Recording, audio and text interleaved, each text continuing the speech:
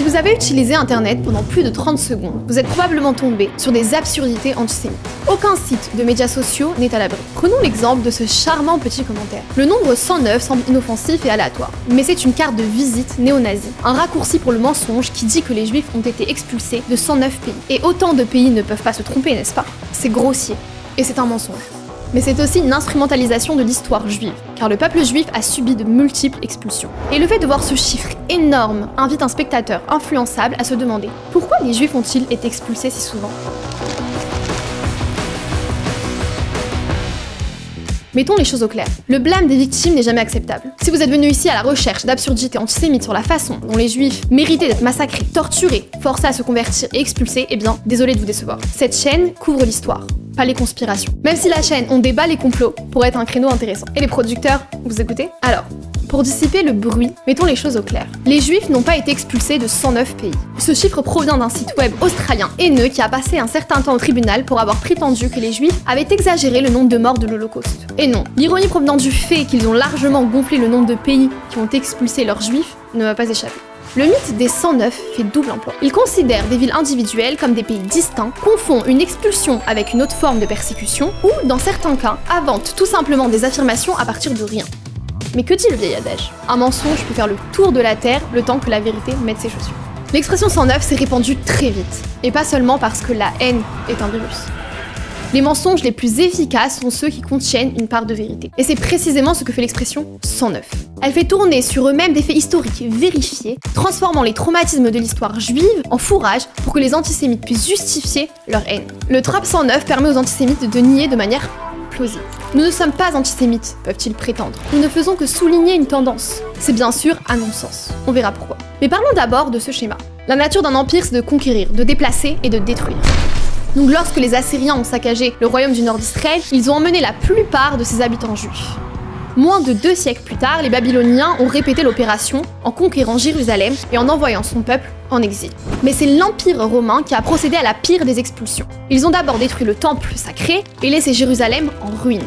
Quelques décennies plus tard, ils écrasaient brutalement une révolte juive et renvoyaient la plupart des Juifs de Judée dans un exil qui durera près de 2000 ans. Et c'est là que notre histoire commence. Parce qu'un peuple exilé et déplacé est une cible facile. Une patrie offre un certain type de sécurité. Le type de sécurité refusé aux apatrides et aux dépossédés. Donc qu'il se soit enraciné en Espagne ou en Pologne, au Yémen ou en Allemagne, le peuple juif était parfaitement conscient de son statut d'invité dans la patrie d'une autre nation. Mais il y a une chose à savoir. Les invités ne sont pas toujours les bienvenus. Dans le monde entier, mais surtout dans l'Europe chrétienne, on a constamment rappelé aux Juifs que leur accueil était conditionnel. Peu importe que les Juifs aient pu vivre en Espagne depuis le 1er siècle de notre ère, en Allemagne depuis le 4e siècle, qu'ils aient été invités en Angleterre au 11e siècle, qu'ils aient vécu dans ces pays, qu'ils aient pu jouir de certains privilèges ou de certaines protections dont nous parlerons dans un instant, ils étaient Juifs. Et dans l'Europe chrétienne, Juif aurait tout aussi pu être un raccourci pour étranger. Pourquoi ? D'abord, les Juifs étaient souvent les seules minorités présentes, ce qui en faisait une cible évidente, puisque le chrétien moyen de l'Europe médiévale n'avait pas beaucoup d'options. C'est pourquoi, dès que quelque chose n'allait pas, ils concentraient leur colère et leur peur sur le seul bouc émissaire disponible, les Juifs. Le peuple juif doit sa survie en partie à son refus de s'assimiler. Nous sommes têtus, nous sommes fiers, et nous n'allons nulle part. C'est l'une des choses que j'aime tant dans notre histoire. Nous nous accrochons à notre religion et à nos traditions, malgré les tentatives les plus insistantes de nos voisins pour nous sauver. Mais au fil des siècles, ces voisins ont pris cela personnellement, et ils disposaient d'un arsenal assez solide pour nous faire voir la lumière.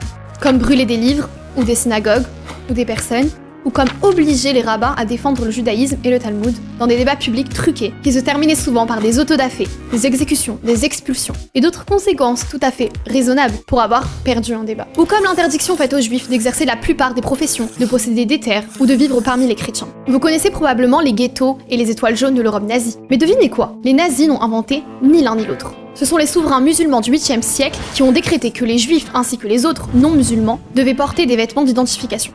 L'Europe chrétienne médiévale est allée encore plus loin avec les étoiles jaunes et les ghettos. Maintenant, vous vous coucherez moins bête. Mais l'outil le plus efficace de l'arsenal, l'expulsion. Maintenant, vous vous demandez peut-être, si l'Europe chrétienne détestait tant les juifs, pourquoi ne les a-t-elle pas fait tout simplement partir? Pourquoi les avoir invités, comme en Angleterre, pour les rendre malheureux, les expulser plus tard?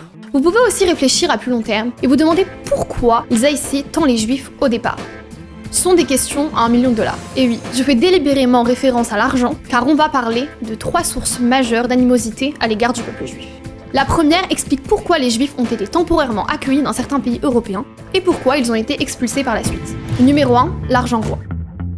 Vous vous souvenez quand j'ai dit que les juifs n'avaient pas le droit d'exercer de nombreuses professions, y compris l'agriculture et la propriété foncière? Eh bien, cela les a contraints à s'enfermer dans quelques niches. Des niches qui se sont avérées essentielles à la gestion d'un royaume, comme le commerce, l'orfèvrerie, la médecine et tout ce qui touche à la finance.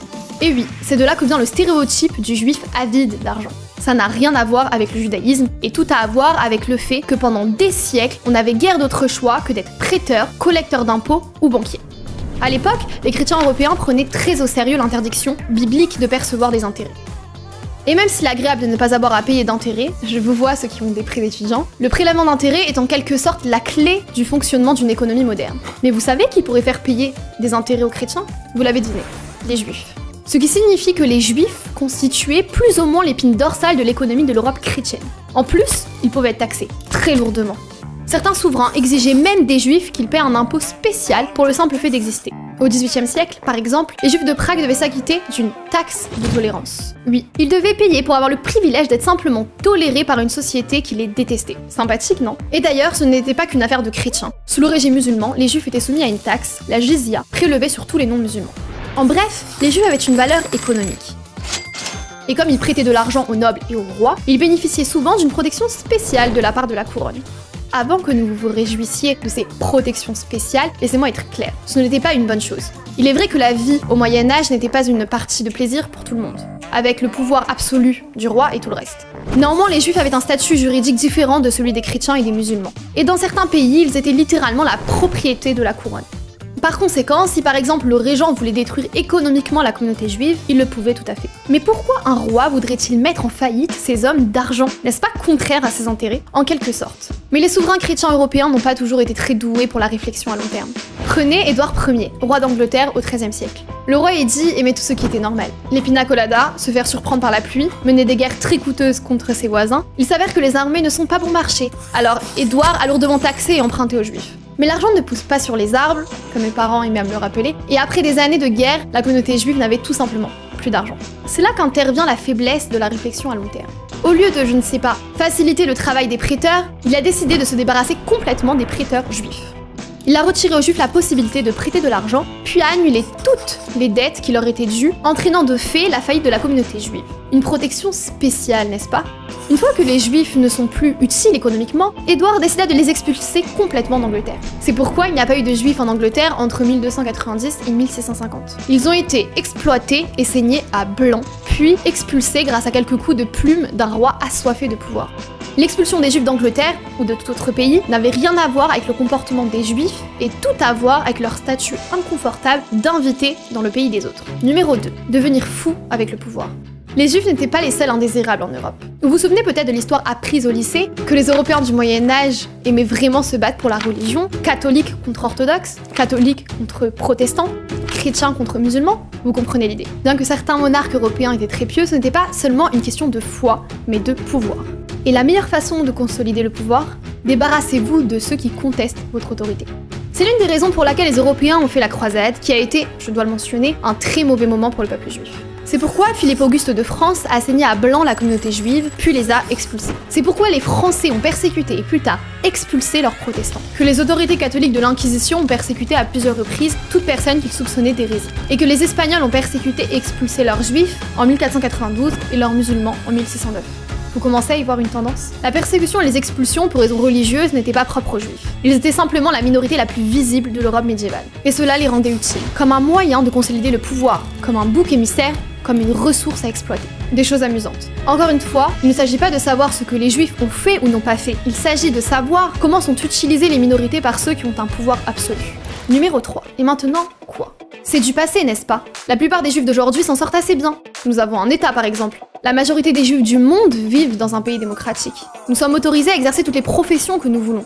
Et sûrement personne n'essaye de nous mettre à la porte pour consolider le pouvoir, n'est-ce pas? Alors pourquoi devrions-nous nous soucier de ce qu'une poignée de suprémacistes blancs ont à dire? Je suis contente que vous demandiez. Premièrement, les expulsions juives ne se limitent pas au Moyen-Âge. En fait, certains d'entre vous qui regardent en ce moment étaient peut-être déjà nés lorsque le monde arabe et musulman a appauvri, persécuté et expulsé près d'1 million de juifs après 1948. Mais plus important encore, on n'oublie pas les traumatismes si facilement. Mes arrière-grands-parents n'auraient pas pu imaginer la liberté, la fierté et la libération que je tiens pour acquise en tant que juif vivant dans son pays.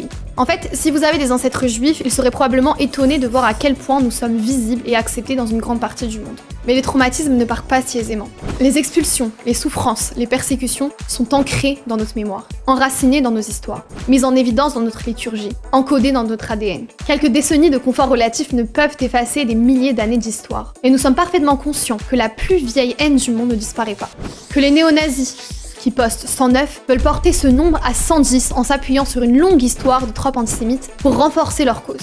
Bien que ces voix soient relativement marginales, elles s'appuient sur une histoire de 2000 ans de traumatisme. Le peuple juif sait ce qui peut arriver lorsqu'on ne prête pas attention à une menace évidente. Et c'est pourquoi on doit affronter l'intolérance, où que nous nous trouvions, aussi marginale ou ridicule qu'elle puisse paraître.